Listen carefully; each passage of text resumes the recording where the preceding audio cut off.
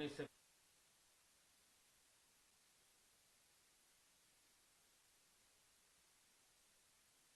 Nation one election cabinet ने पास कर दिया है, बहुत बड़ा फैसला है, ये क्या कहना चाहेंगी? काफी समय से प्रतीक्षित। पहली बात तो ये है ये बहुत सालों से विचार चल रहा है कि होना चाहिए। मेरे ख्याल से शुरू में हो रहे थे ऐसा कि पूरे देश में एक बार इलेक्शन अगर हो जाता है तो पूरे 5 साल वास्तव में शांति से तुम विकास के काम कर सकते हो। और बाद में जो भी है कुछ राजनीतियां होती चली गई, कोई प्रदेश पिछड़ गया, कोई बार इलेक्शन बीच में हो गए किसी के, जो भी कुछ होता सबका इतिहास है।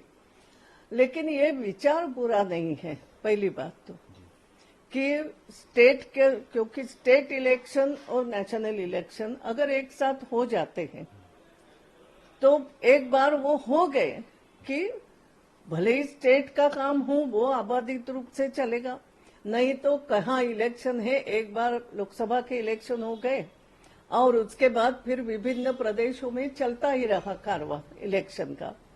तो कहीं ना कहीं ऐसा होता है कि फिर वो ये लगता है ना, चुनाव आचार संहिता आचार संहिता से काम रुक गए, अब ये निर्णय नहीं ले सकते, वो नहीं होता, ये कहीं ना कहीं तो अड़चने आती है।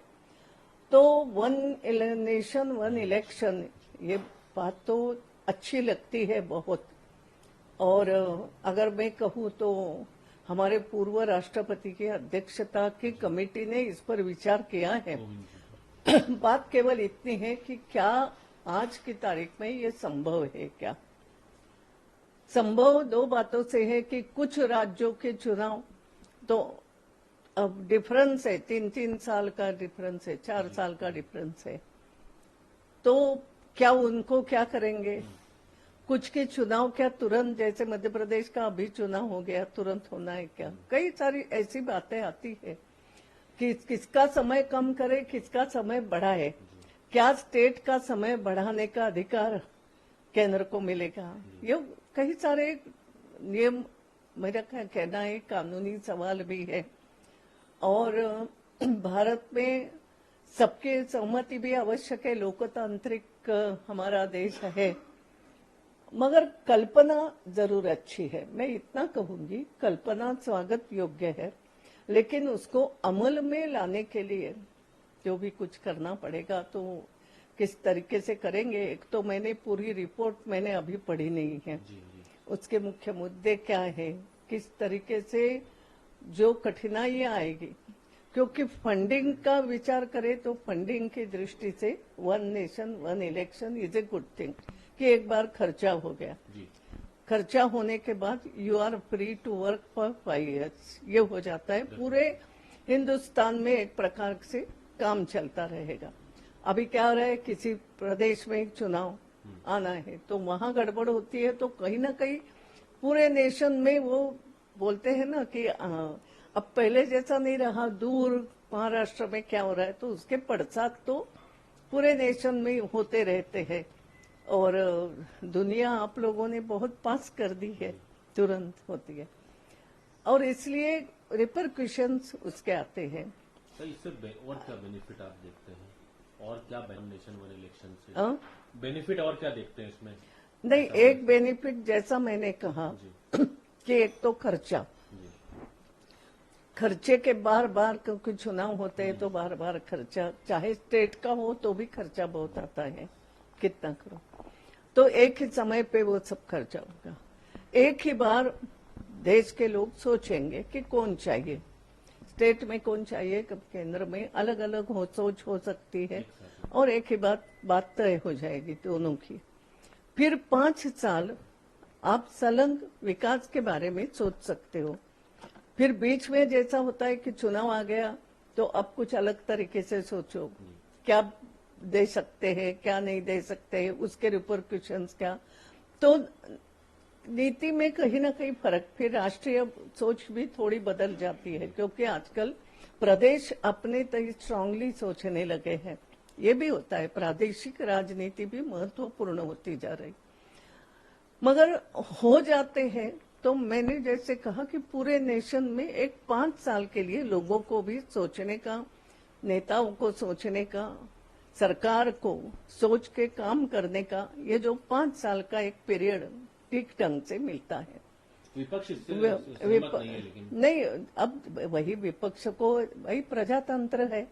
मैंने पहले ही कहा इसमें लोकतंत्र में विपक्ष का भी मुख्य बात तो रहती है। विपक्ष ने विचार करना ही चाहिए और विपक्ष ने अपने मुद्दे रखना, मगर विपक्ष ने, मेरा इतना ही कहना है, केवल हम विपक्ष में हैं इसलिए जो सत्ता पक्ष करेगा इसके विरोध में ही विचार करना चाहिए, ऐसी भी कोई आवश्यकता नहीं। इसमें क्या हो सकता है, जी राष्ट्र की दृष्टि से क्या क्या फायदेशीर है, या प्रादेशिक दृष्टि से भी, प्रदेश के विकास के दृष्टि से भी लाइन अप कैसे हो सकते हैं, तो ये दोनों बातें विचार करना है। और इस पर विचार अभी अगर समझो कल कैबिनेट में पास भी होगा तो लोगों के विचारार्थ तो आएगा। तो सभी प्रादेशिक पार्टियां, नेशनल पार्टियां, विपक्ष, पक्ष, छोटी मोटी सभी राजनीतिज्ञ जो है, या पार्टियों के अलावा भी राजनीतिक सोच रखने वाले, आप जैसे पत्रकार जो होते हैं, वो उनकी भी अपनी एक सोच रहती है, या कोई ऐसे बड़े सामान्य जनों में से ही जो लोग बड़े होते हैं, जो थिंकर जिनको हम कह सकते हैं, जो देश के लिए विचार करते हैं, जो समाज के लिए विचार करते हैं, वो भी अपना विचार रखेंगे। तो सबकी सोच से क्या हो सकता है ये बात सामने आएगी। विचार करने में कोई बुरा नहीं है, ये बात जो आई हो। सुमित्रा का क्या ओपिनियन है पर्सनली? नहीं, देखो, सुमित्रा महाजन तो अब रिटायर हो चुकी, पॉलिटिक्स से भी रिटायर हो चुकी, और इसमें व्यक्तिगत, मैंने जैसे कहा कि कई बातों के फायदे हैं, लेकिन कठिनाई अभी है। फायदा तो है कि एक बार, मैं भी चाहती हूँ, बार बार इलेक्शन आता है, यहाँ का इलेक्शन, वहाँ का इलेक्शन, फिर गड़बड़ी, फिर काम करना हो। जैसे मेरे दृष्टि से एक सोचो तो आज इंदौर मनमाड़ लाइन है, जी तो मध्य प्रदेश और महाराष्ट्र दोनों की मिलकर के विकास की बात है। अब अगर जब तक महाराष्ट्र के चुनाव नहीं होंगे, हो सकता है काम होगा नहीं, होगा कि नहीं होगा, आगे बढ़े। क्योंकि आजकल ऐसा तो नहीं रहा ना कि केवल मेरा प्रदेश दूसरे प्रदेश को भी जोड़ता है। ये तो एक मैंने अभी उदाहरण दिया आपको, मतलब ऐसे कई उदाहरण हो सकते हैं। तो दोनों प्रदेशों ने विचार करने की बात है किसी मुद्दे पर, लेकिन बात यह आ गई कि अगर कहीं चुनाव आए तो वो अपने तरीके से विचार करेंगे, आज चुनाव में फायदा क्या। फिर उस समय कई बार ये भी हो सकता है कि राष्ट्र की आवश्यकता क्या है वो पीछे हो सकती है, प्रादेशिकता ज्यादा आगे आ सकती है। ऐसे कई सारे मुद्दे हैं, लेकिन एक बात है कि एक बार नेशन चुनाव हो जाए सबके, तो मेरे जैसे को लगता है 5 साल अब सब लोग मिलकर के बैठो, राष्ट्र के विकास की, प्रदेश के विकास की एकत्रित बैठ करके सोचो। अब 5-5 साल तय हो गए, तुमको ही रहना है, वहां राष्ट्रीय स्तर पे इनको रहना है, प्रादेशिक स्तर पे इनको रहना है, तय हो गया। नाउ थिंक अबाउट इट कि आपके आपसी मसले भी कैसे सोचोगे, क्योंकि आजकल प्रदेश में भी आपसी कई सारी चीजें हैं जिसको बैठ करके सोचना बहुत जरूरी है। और इसलिए एक बार चुनाव से फारिग हो जाए तो अब इन बातों पर कंसंट्रेट करो। मैं कहती हूँ ये एक फायदे की बात भी है, केवल खर्चा ये एक बात नहीं, ये जो बातें हैं सोचने के लिए आपको शांति से समय मिल रहा है, ये एक बात है। लेकिन इतने बड़े नेशन में वेदर इट इज पॉसिबल, उसके लिए जो करना पड़ेगा, जैसा मैंने कहा ना, किसी का समय घटेगा, किसी का समय बढ़ाना पड़ेगा, और वेदर ये तालमेल बैठ सकेगा कि नहीं बैठ सकेगा, कहा जा रहा था ये बहुत कठिन बात है। देखो कैसा क्या छोटी मोटी प्रादेशिक पार्टियां खत्म होने का खतरा है। नहीं, छोटी मोटी प्रादेशिक पार्टियां, एक बात तो मुझे बताओ, प्रादेशिक पार्टियां जो जिसको तुम कहते हो, प्रादेशिक पार्टियां प्रदेश का हित देखने की वाली करके उभर करके आती है। क्या सभी ऐसी है क्या, ये एक बहुत बड़ा प्रश्न है कि वो कोई जाति आधारित काम करता है, कोई एक इतना सही प्रश्न लेकर के पूरे प्रदेश को सोचने वाली प्रादेशिक पार्टी है। सब मैं मानती हूँ कि पूरे प्रदेश का हित, मेरे क्या होता। और वो अगर करने के लिए आसपास के प्रदेशों को भी मैं मिला करके कैसे बात करूं। देखो आज मैं तो माता अहिल्या की भक्त हूं, और माता अहिल्या ने ये किया था कि आसपास के प्रदेशों को मिलाकर भी काम अच्छा कैसे हो, ये सोच होती है। तो प्रादेशिक पार्टियां खत्म होगी, मगर प्रादेशिक पार्टियों का बेस क्या है? अगर बेस ये है कि प्रदेश का विकास, तो वो पार्टियां कभी खत्म होने का कारण नहीं है।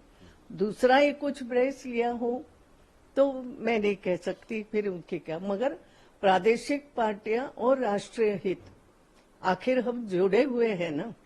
तो प्रादेशिक पार्टियों का ये बात तो नहीं, प्रादेशिक पार्टियों को भी नेशनल लेवल की थिंकिंग तो होना ही चाहिए।